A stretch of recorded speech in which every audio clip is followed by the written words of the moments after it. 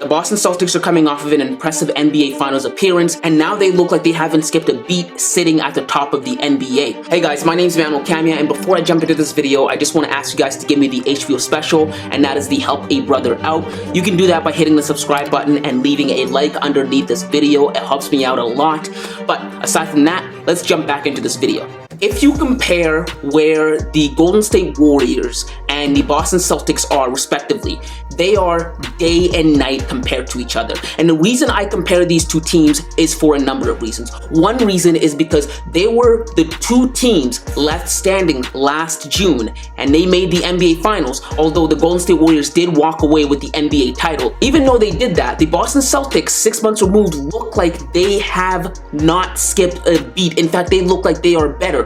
And when you compare the Golden State Warriors and the Boston Celtics 6 months removed, it seems like one team has figured it out, the Boston Celtics, and the other, the Golden State Warriors, is struggling if you look at their record. Now, one of two things could be happening here. Either the Golden State Warriors regressed in just a span of 6 months due to age and injury, or the Boston Celtics found another notch that they were able to hit. And I am inclined to believe that the latter is true. I think that the Boston Celtics actually found in themselves another gear to shift into, and that's why they are sitting at the top of the NBA right now. They are number 2 in the Eastern Conference. They were just number 1 in the Eastern Conference, but I want to use the dynamic between the Golden State Warriors and the Boston Celtics to answer the question of whether the Boston Celtics are poised to be the next great NBA dynasty. When I think of the Golden State Warriors and the Boston Celtics, I think of two teams on different ends of the same spectrum. That spectrum being success and dynasty. I think one team is on the back nine and at the end of their dynasty era, and one team is at the beginning of their dynasty era.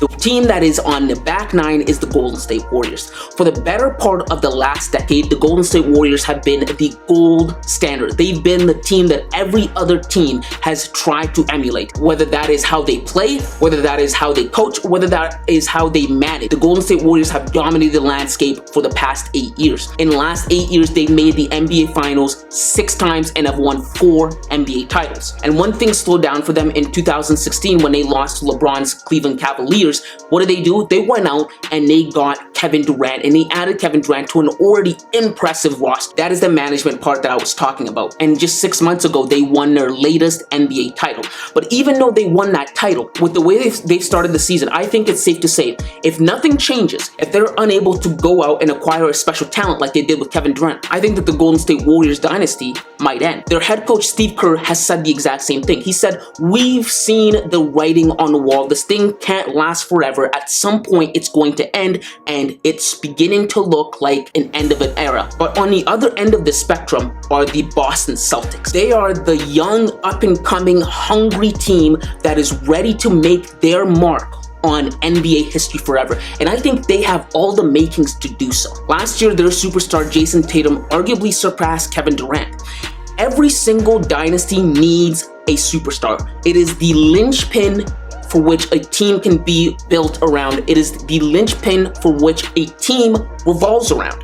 And Jayson Tatum, in my opinion, cemented himself last playoffs as a superstar. And I think he did that when he outperformed, outclassed, and outplayed Kevin Durant and swept his Brooklyn Nets. And it was an awakening for everybody else in the entire NBA. Everyone had their eyes on Jayson Tatum. And to me, it was the taking of a torch, because Kevin Durant was Jayson Tatum's comp. And don't get me wrong, Kevin Durant is still one hell of a player. He is a tremendous talent, evident by how he's still averaging 29.9 points this season and 6.6 assists. But I think at this point in their respective careers, 1 for 1, I think Jayson Tatum has surpassed him. He's averaging 30.2 points